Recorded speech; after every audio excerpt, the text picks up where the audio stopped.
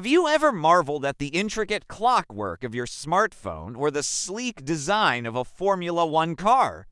We tend to associate cutting-edge technology with modern marvels. But what if I told you that medieval times, often perceived as a period of darkness and ignorance, was actually a hotbed of ingenious innovation? More surprisingly, maybe, is the fact that many of these inventions have stood the test of time, enduring not just centuries, but millennia. Imagine for a moment the challenges faced by our medieval ancestors, living in an era where a single failed harvest could mean the difference between life and death. How did they navigate these perils? What ingenious solutions did they devise to ensure survival?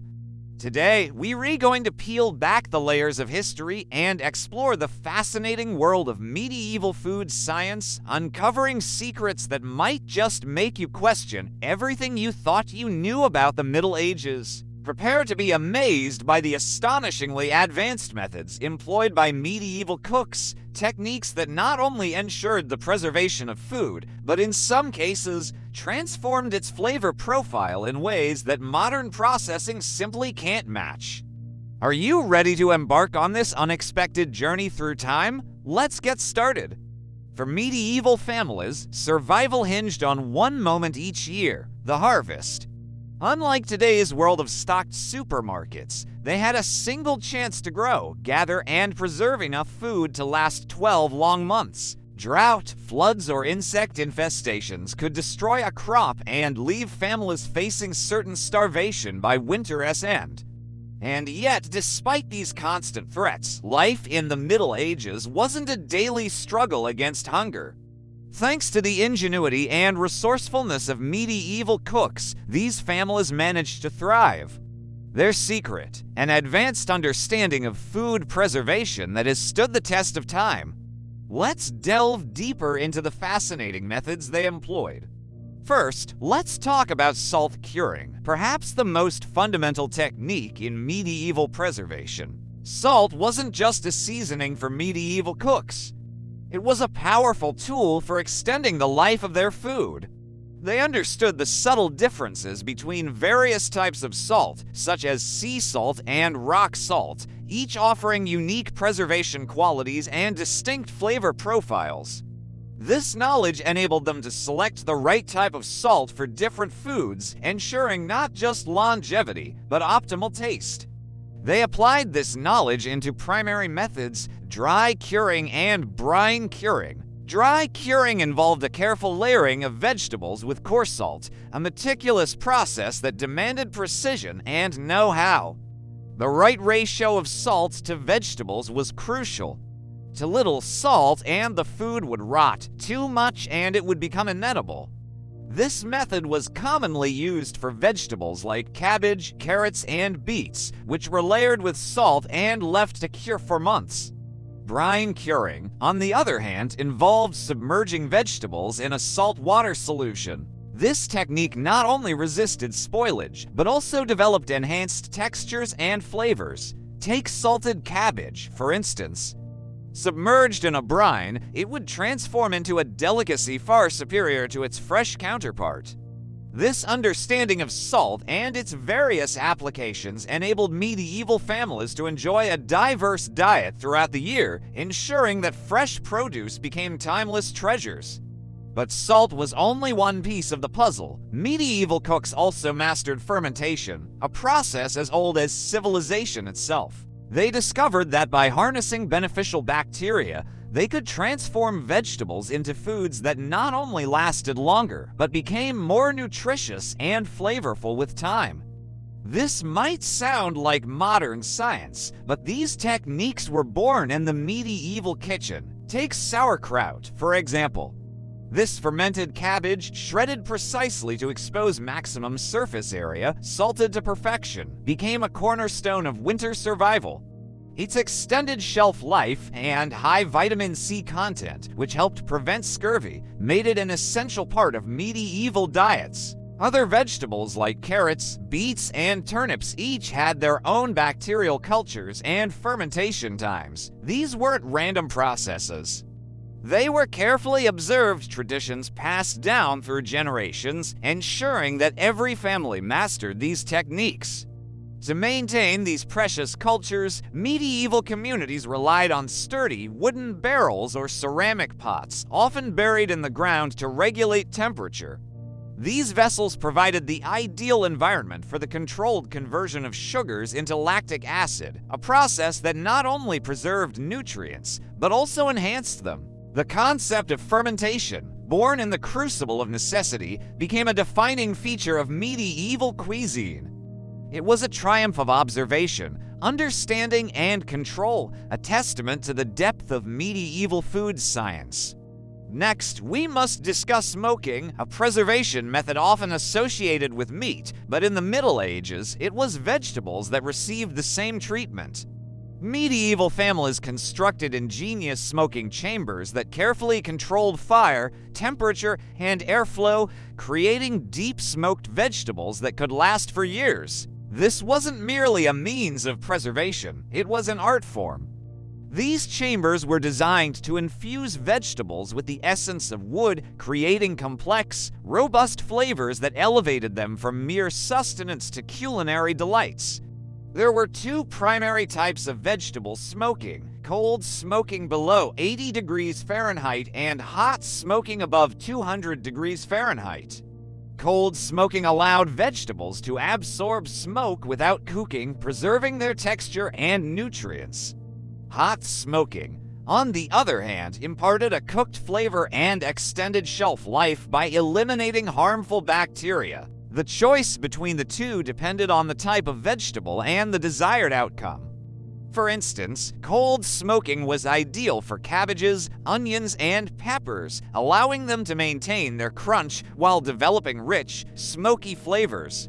Hot smoking was preferred for sturdier vegetables like carrots, beets, and parsnips, rendering them softer and enhancing their longevity. The selection of wood was equally crucial. Oak, for example, imparted tannins that aided preservation, while apple wood added a delicate touch of sweetness. Each type of wood brought its unique character to the final product. Achieving the perfect smoke flavor was a balance between time and exposure. Undersmoking resulted in rot, and oversmoking led to bitterness. It was a fine line, but with experience, medieval cooks could judge just by sight and smell when their vegetables had reached peak perfection. In the realm of food preservation, few methods were as transformative and intriguing as smoking. It was a technique that not only prolonged the life of vegetables, but also enriched their flavor and nutritional profile, making them a gourmet delight and a reliable source of sustenance through the harshest winters. Another remarkable preservation method was the use of honey. Beyond its culinary uses, honey played a pivotal role in medieval food preservation. Its natural antimicrobial properties made it one of the most effective and luxurious preservation methods available. By completely immersing fruits and vegetables in pure, uncontaminated honey, medieval cooks could seal them against bacteria and oxidation, extending their shelf life indefinitely. Archaeological finds have revealed fruits and vegetables preserved in honey for thousands of years, still edible after such a long duration. In medieval times, this method was often reserved for prized fruits or particularly bountiful harvests, producing delicacies more valued than fresh produce. But there was more to medieval preservation than individual techniques. It was a holistic practice deeply interwoven with their lifestyle. For instance, root cellars weren't just storage spaces. They were underground fortresses of survival. Excavated 8 to 10 feet underground, lined with stone and equipped with ventilation systems, these cellars maintained cool, stable conditions year-round. Sand layering kept carrots, turnips, and parsnips fresh for months. Separate storage prevented cross-contamination, such as apples spoiling potatoes. Well-constructed cellars could preserve food for 6 to 8 months, sometimes sustaining generations through the harshest winters. Other ingenious methods included clay pots that created breathable microclimates, sealed with beeswax or resin for controlled humidity, and ash storage, where hardwood ash created alkaline environments that blocked decay, mold, and pests. These preservation methods weren't just lifelines during lean times. They also played a significant role in shaping history. Communities that mastered these techniques thrived, traded, and expanded, while others perished. Preservation freed families from the constant struggle of fresh harvests, enabling them to pursue crafts, trade, and innovation. One method that might seem surprising is the use of oil immersion.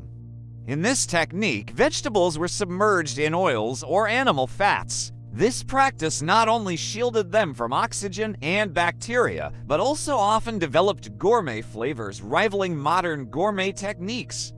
Imagine crispy garlic cloves or succulent onions after months of oil immersion. This method was a testament to the creativity and resourcefulness of medieval cooks. Furthermore, there were community-level solutions like ice houses.